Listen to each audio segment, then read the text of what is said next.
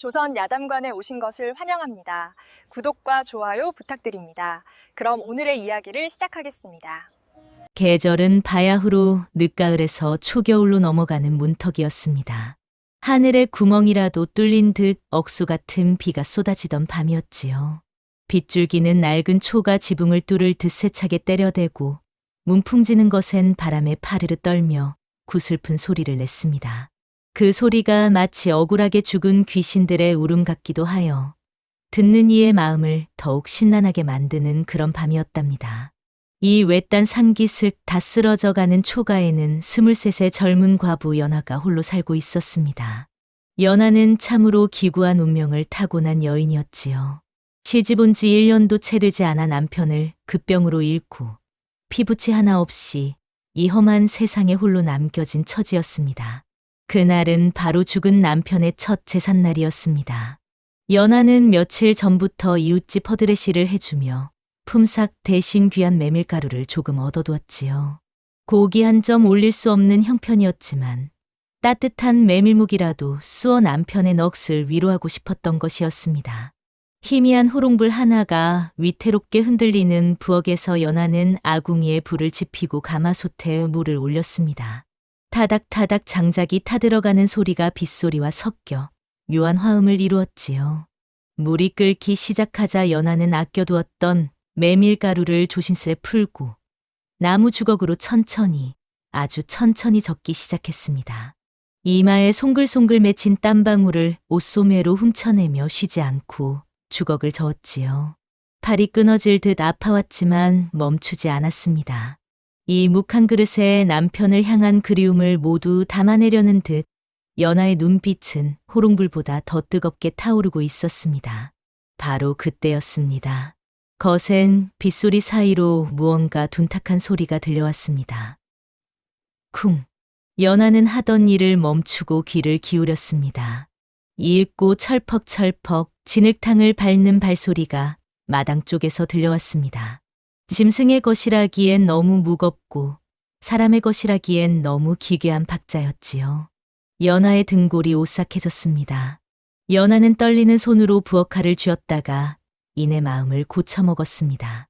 만약 길을 잃은 나그네라면 이 굳은 날씨에 밖에서 떨게 할 수는 없는 노릇이었지요. 심호흡을 크게 한번 하고 조심스레 방문을 열었습니다. 문이 열리자마자 차가운 비바람이 들이닥쳤습니다. 어둠 속에 눈을 익힌 연하는 그만 그 자리에 굳어버리고 말았습니다. 마당에는 형체를 알아보기 힘들 정도로 흉한 몰골의 노인이 서 있었습니다. 옷이라 부르기도 민망한 누더기를 걸쳤는데 비에 젖어 축 늘어진 모습이 마치 썩은 나무껍질 같았지요. 머리카락은 산발이 되어 얼굴을 반쯤 가리고 있었고 그 사이로 번뜩이는 눈빛만이 기이하게 빛났습니다. 배가 고파 밥 좀 주시오. 그 목소리는 땅속 깊은 곳에서 울려나오는 쇠 긁는 소리 같았습니다. 연하는 잠시 망설였습니다. 지금 부엌에 있는 것은 남편 제사상에 올릴 메밀묵뿐이었으니까요. 여보, 어찌해야 할까요? 연하는 마음속으로 남편에게 물었습니다. 배고픈 사람 외면하지 않는 게 사람의 도리라던 남편의 말이 떠올랐습니다. 연하는 결심을 굳혔습니다. 어서 드세요. 연하는 따끈따끈한 메밀묵을 큼직하게 썰어 그릇에 담아내왔습니다. 양념장 하나 없는 밍밍한 묵이었지만 김이 모락모락 피어오르는 그릇에서는 구수한 향기가 진동했습니다. 노인은 마루 끝에 쭈그리고 앉아 말없이 묵을 응시하더니 이윽고 짐승처럼 달려들어 허겁지겁 입에 넣기 시작했습니다. 뜨거울 법도 한데 쉬지도 않고 꿀떡꿀떡 삼키는 모습이 마치 며칠을 굶은 아이 같았지요. 연하는 그 모습을 가만히 지켜보았습니다. 제사상에 올릴 묵이 사라지는 것이 안타까웠지만 다른 한편으로는 가슴이 따뜻해져 왔습니다. 여보, 용서하세요. 당신도 저 노인이 배불리 먹는 모습을 보면 기뻐하시겠지요. 순식간에 그릇을 비운 노인이 고개를 들었습니다. 산발한 머리카락 사이로 드러난 눈동자가 기이하게 빛났습니다. 조금 전 굶주린 짐승의 눈이 아니었습니다. 깊고 그윽하며 세상의 이치를 꿰뚫어 보는 듯한 눈빛이었지요. 노인은 품에서 묵직한 무언가를 꺼내 마루 위에 올려놓고는 빗속으로 사라졌습니다. 연하가 호롱불을 가져다 비춰보니 그것은 주먹만 한 은덩이였습니다. 간밤에 세상을 집어삼킬 듯 몰아치던 비바람은 거짓말처럼 뚝 그쳤습니다. 동이 터오는 새벽녘 구름 사이로 고개를 내민 아침 햇살이 젖은 땅을 포근하게 감쌌지요. 연하는 무거운 눈꺼풀을 힘겹게 들어 올렸습니다. 밤새 뜬 눈으로 지새우다 새벽에야 겨우 쪽잠이 들었던 모양이었습니다. 눈을 뜨자마자 손이 무의식적으로 품속을 더듬었습니다. 딱딱하고 차가운 감촉, 꿈이 아니었습니다. 어젯밤 그 노인이 두고 간 은덩이가 여전히 품 안에 들어 있었지요. 연하는 자리에서 일어나 방문을 활짝 열었습니다. 크게 심호흡을 하려던 연하는 그만 숨을 멈추고 말았습니다. 마당 한가운데 어젯밤에는 분명 없었던 자개암들이 산더미처럼 쌓여 있었습니다. 검은 오칠에 영롱한 자개로 학과 소나무, 무늬를 놓은 고급스러운 함들이었지요. 아침 햇살을 받은 자개암들은 눈이 부시도록 찬란한 빛을 뿜어냈습니다. 연하는 홀린 듯 마당으로 내려가 떨리는 손으로 뚜껑을 열었습니다. 그 안에는 하얀 종이에 쌓인 은괴들이 빈틈없이 꽉꽉 들어차 있었습니다. 어르신, 도대체 누구십니까?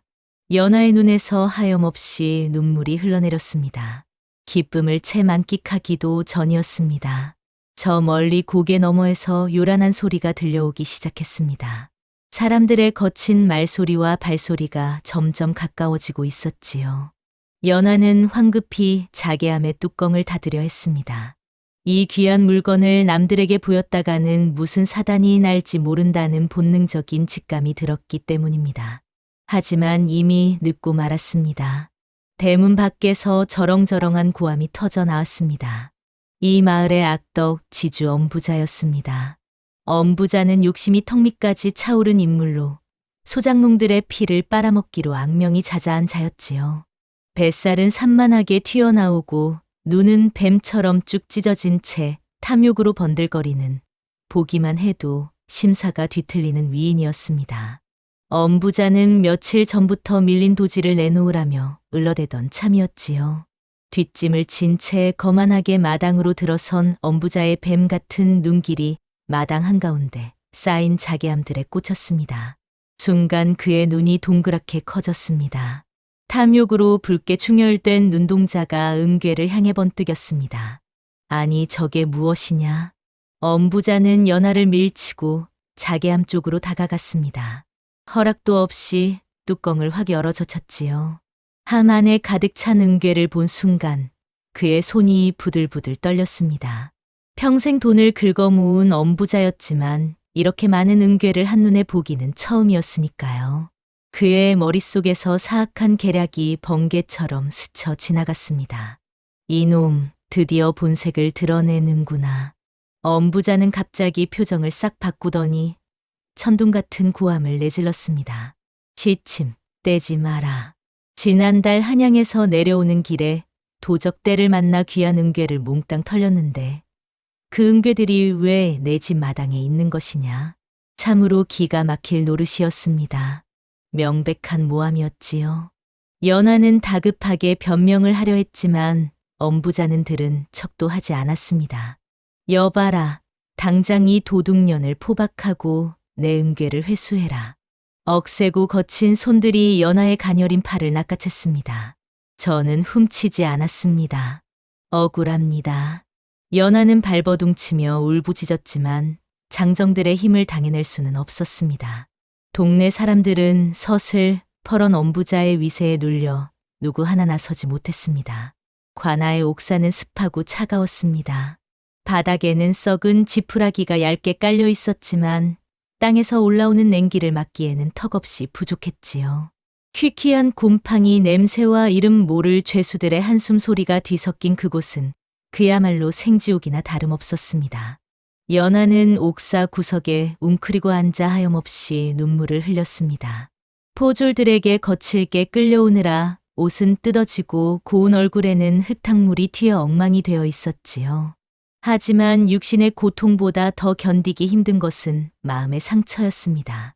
평생 남에게 해코지 한 번 하지 않고 착하게 살아왔건만 돌아오는 것이 고작 도둑 누명이라니요. 아들 도리가 어미가 끌려간 뒤 이웃집 처마 밑에서 비를 맞으며 울고 있다는 소식까지 들려왔습니다. 연하는 무릎에 얼굴을 파묻고 흐느꼈습니다. 여보, 제가 전생에 무슨 죄를 그리 많이 지었기에 이리도 모진 꼴을 당하는 걸까요?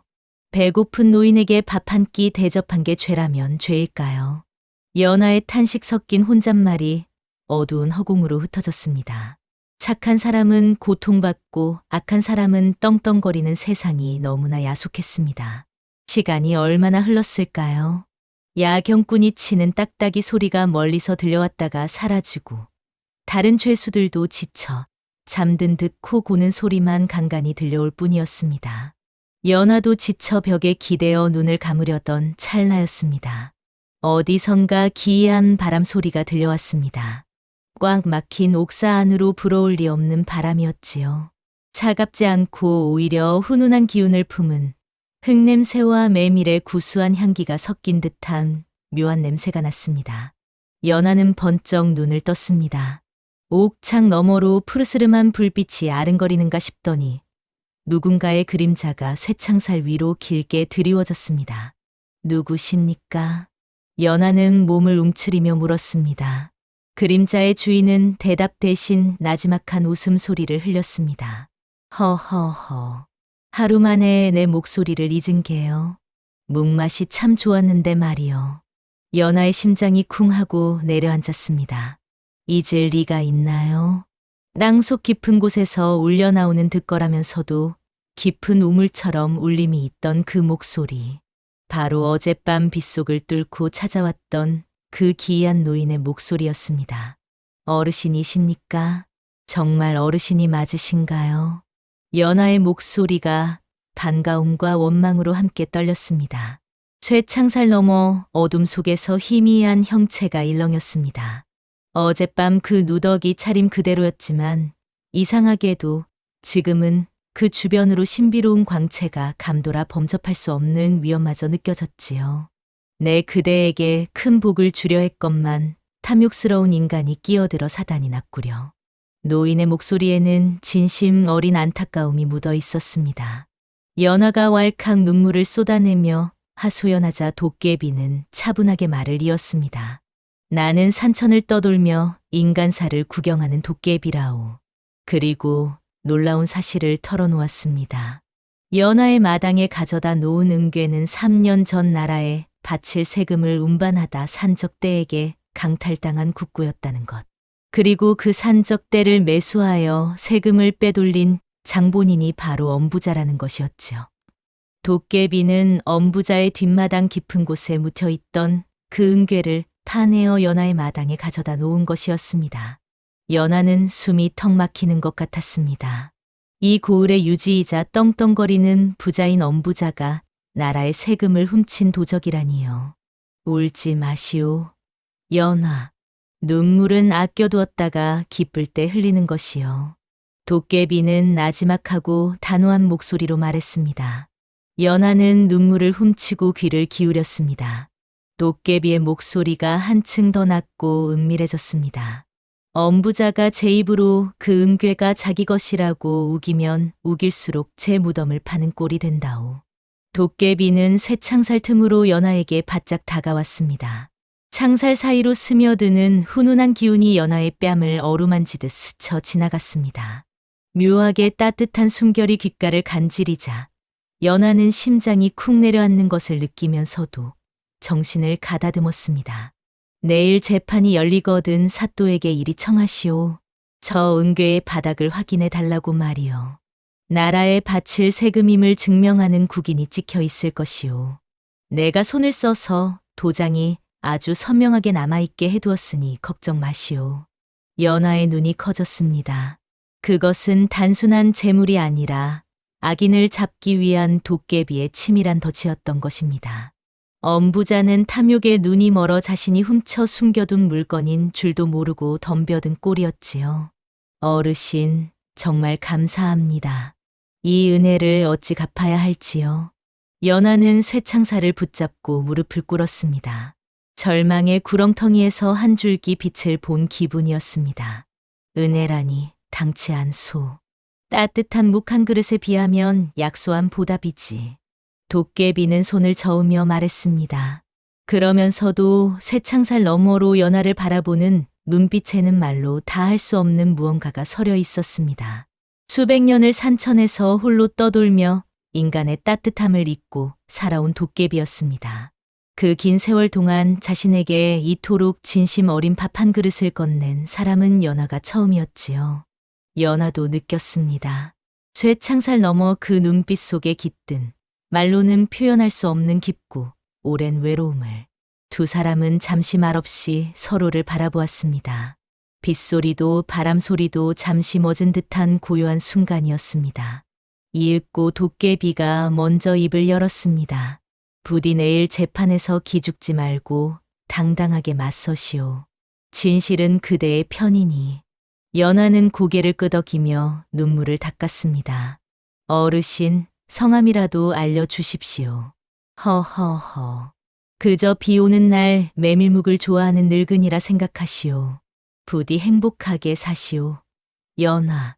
밤이 깊어갈수록 새벽은 가까워오는 법입니다. 창밖이 푸르스름하게 밝아오기 시작했습니다. 멀리서 달 꾸는 소리가 들려왔지요. 그 소리가 마치 새로운 운명의 시작을 알리는 나팔 소리처럼 들렸습니다. 죄인 연하 나오라. 사또 나으리께서 찾으신다. 포졸의 굵은 목소리가 옥사를 울렸습니다. 옥문이 열리는 소리가 귀에 거슬리게 울려 퍼졌지만 연하는 태연하게 자리에서 일어났습니다. 곧게 허리를 펴고 당당한 걸음으로 옥문 쪽으로 걸어 나갔지요. 관아의 마당에는 아침 일찍부터 수많은 사람들이 모여들었습니다. 소문이란 것이 본래발 없는 말이 천리를 가듯 순식간에 퍼지는 법이지요. 밤새 내린 비로 마당은 질척거리는 진흙탕이었지만 구경꾼들은 아랑곳하지 않고 목을 길게 빼고 서 있었습니다.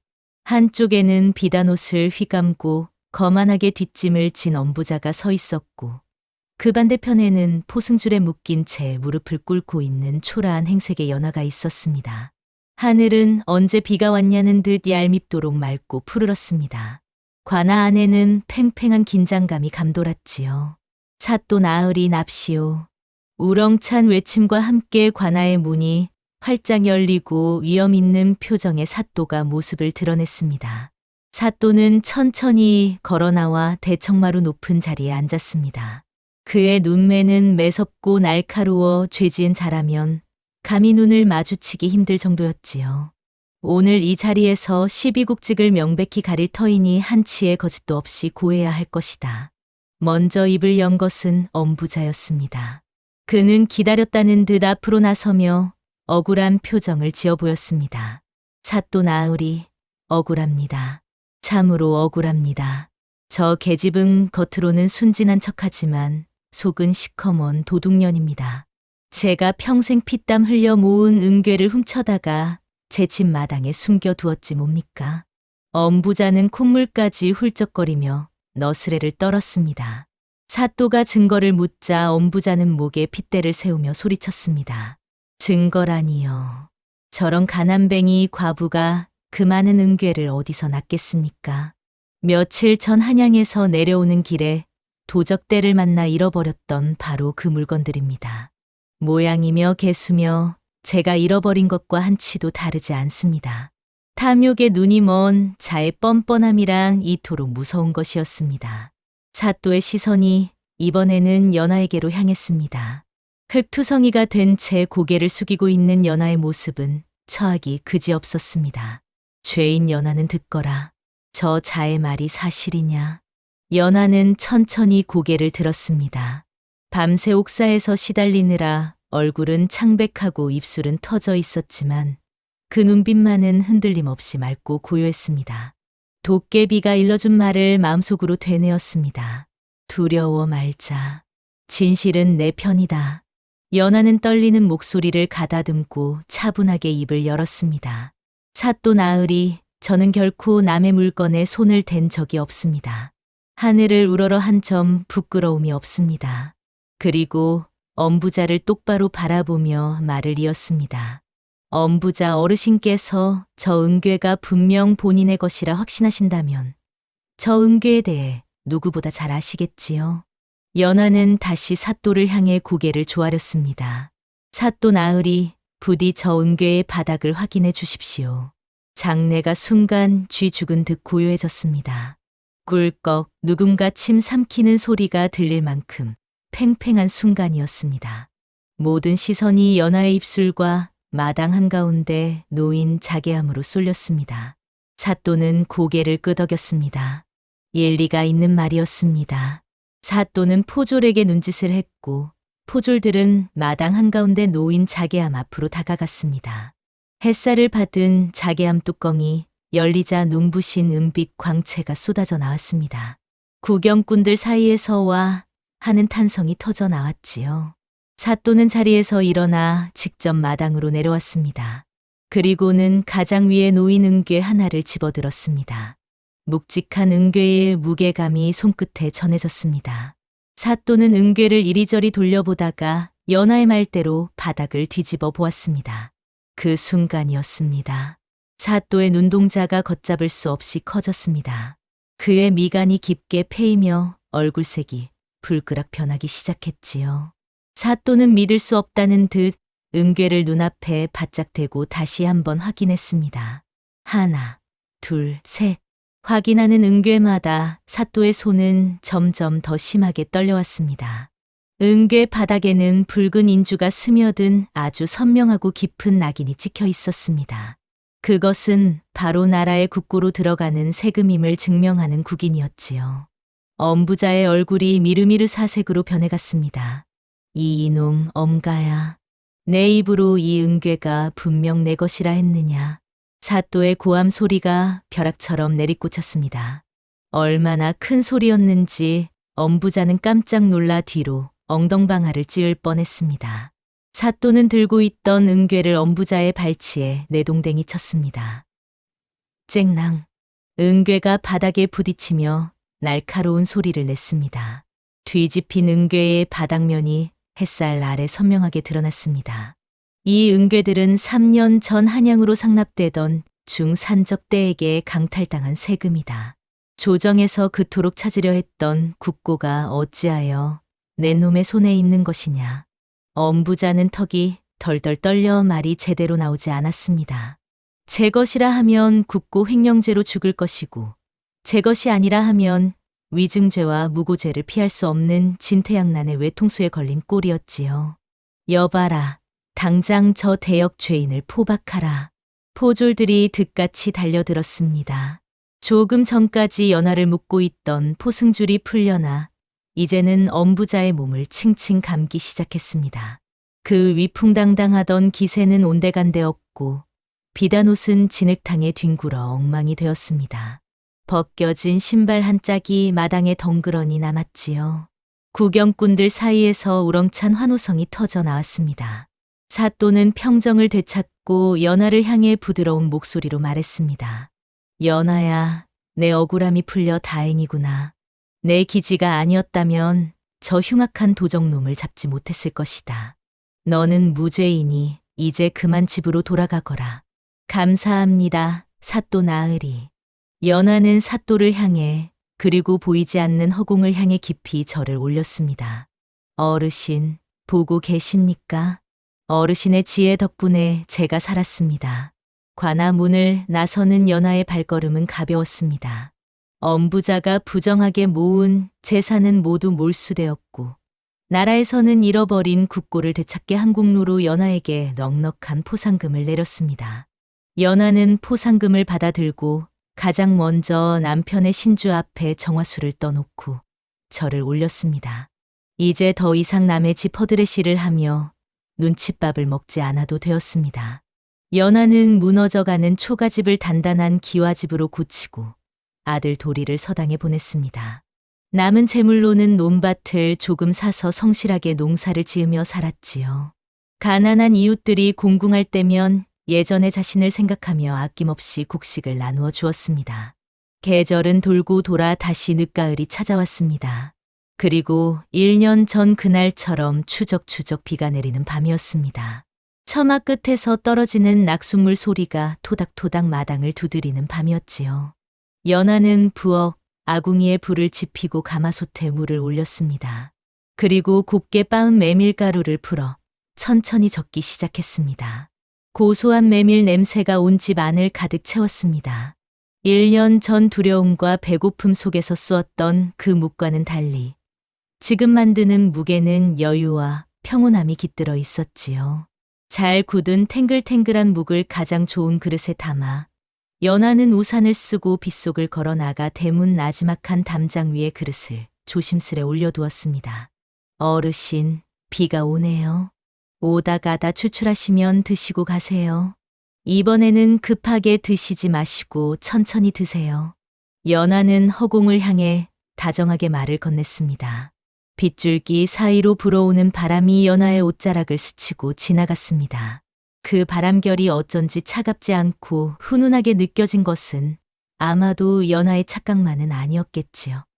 다음 날 아침 비가 그치고 맑게 갠 담장 위를 확인해 보면 그릇은 언제나 깨끗하게 비워져 있었습니다. 산짐승이 먹고 간 것인지 아니면 정말로 그 도깨비가 다녀간 것인지 알 수는 없었습니다. 하지만 연하는 빈 그릇을 볼 때마다 입가에 잔잔한 미소를 띄었답니다. 그것이 누구든 배고픈 생명 하나의 허기를 달래주었다면 그것으로 충분했으니까요.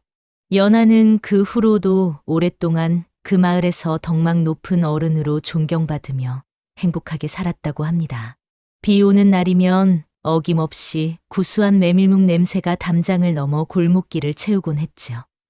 혹시 여러분도 비 오는 날 밤 어디선가 구수한 묵 냄새를 맡게 된다면 주위를 한번 둘러보세요. 어쩌면 허름한 누더기를 걸친 도깨비가 마루에 앉아 여러분의 따뜻한 마음을 기다리고 있을지도 모를 일이니까요. 오늘 들려드린 과부 연하와 도깨비의 메밀묵 이야기는 여기까지입니다. 착한 마음 하나가 천 양보다 귀하다는 것, 그리고 탐욕은 결국 제 무덤을 판다는 것을 마음 깊이 새기시길 바랍니다. 이야기가 재미있으셨다면 좋아요와 구독으로 응원해주세요. 여러분의 관심이 큰 힘이 됩니다. 다음에도 더 기이하고 흥미진진한 이야기 보따리를 들고 찾아오겠습니다.